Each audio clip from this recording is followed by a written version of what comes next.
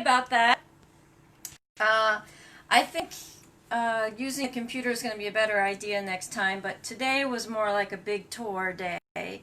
So I was in the middle of showing you the Hollander beater, where I'm making paper, and it's flax paper from linen tablecloths that I'm regenerating. So I'm going to turn it on so you see how the fibers move in a circle.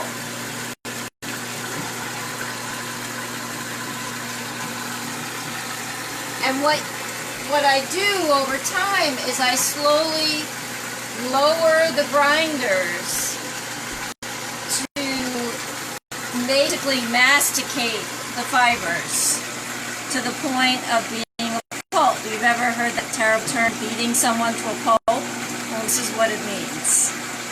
So, alright, but this is what I've been living with every day. We've been living with mashing up and trying to work over this this sound. But what we're going to do is I'm going to show you how I actually make the paper. Okay? So most of it is ready. It's not 100% ready, but I think we can do a test sheet today for sure. So let's go on over to the paper making station. So why don't you stay there?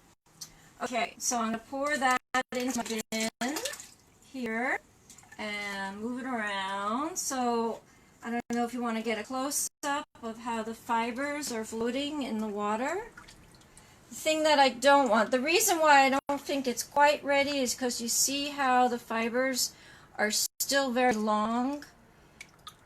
Okay, the whole idea is to have the fibers not be clumping like they're still doing. Okay, so we've got those that we're just loosening up with my hands. This is a job that I really wanted the volunteers to have the chance to do. This is why we got that bin that we were using.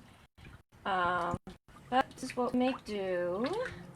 So when you're making paper, you have a big vat of water, like you see, with your pulp floating in there.